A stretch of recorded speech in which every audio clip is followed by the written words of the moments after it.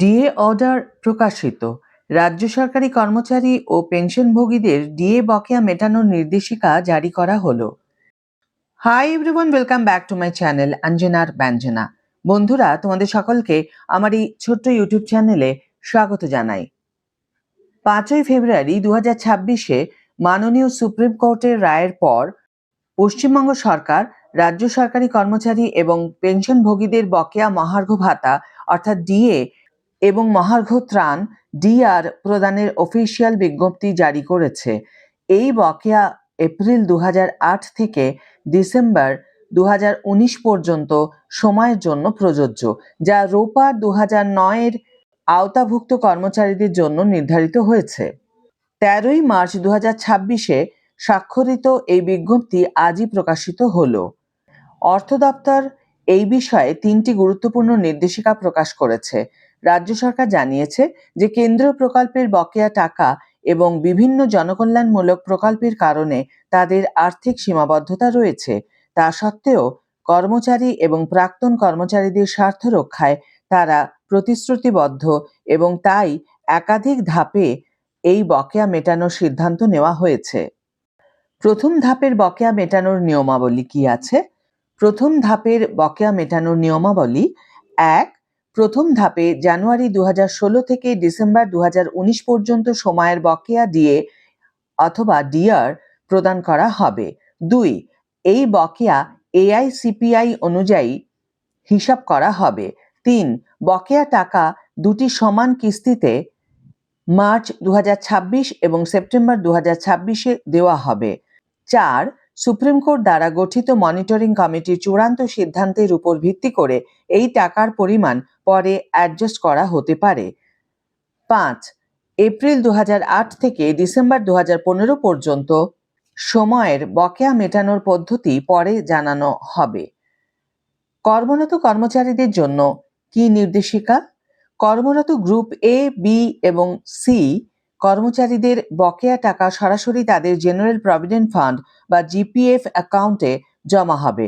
এই টাকা জমা হওয়ার দিন থেকে 24 মাস পর্যন্ত বা অবসর বা মৃত্যু বা পদত্যাগের আগে সাধারণ অগ্রিম বা চূড়ান্ত প্রত্যাহারের জন্য ব্যবহার করা যাবে না। অন্যদিকে গ্রুপ ডি কর্মচারীদের বকেয়া টাকা সরাসরি তাদের ব্যাংক অ্যাকাউন্টে নগদে জমা করা হবে।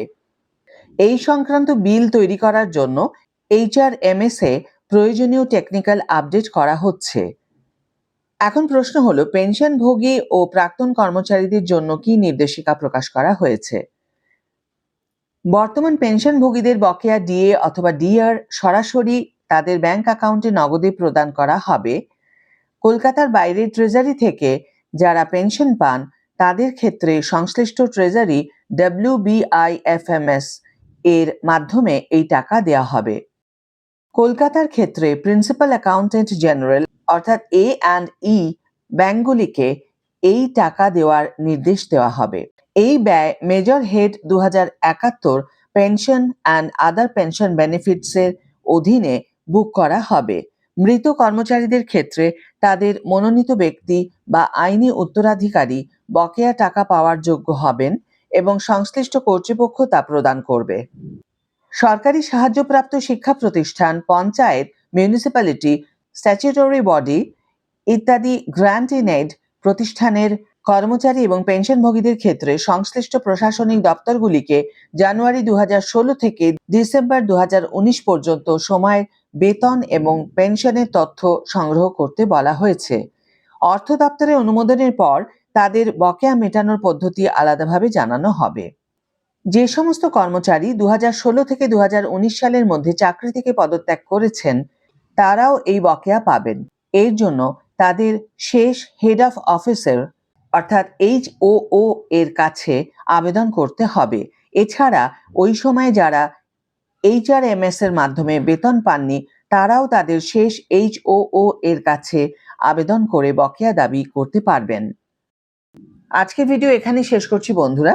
ভিডিওটি যদি কার্যকর বলে মনে হয় তাহলে অবশ্যই একটি ছোট্ট করে লাইক দিও, শেয়ার করো বন্ধুদের সাথে, কমেন্ট করে জানিও তোমাদের মতামত। যারা এখনো আমার চ্যানেলটিকে সাবস্ক্রাইব করোনি তারা অবশ্যই চ্যানেলটিকে সাবস্ক্রাইব করে আমার পাশে থেকো, আর যারা অলরেডি সাবস্ক্রাইব করে দিয়েছো তাদের জন্য আমার অনেক ভালোবাসা এবং অনেক ধন্যবাদ। আজ তাহলে বিদায় বন্ধু, দেখা হবে পরের ভিডিওতে। ভালো থেকো, সুস্থ থেকো, সঙ্গে থেকো।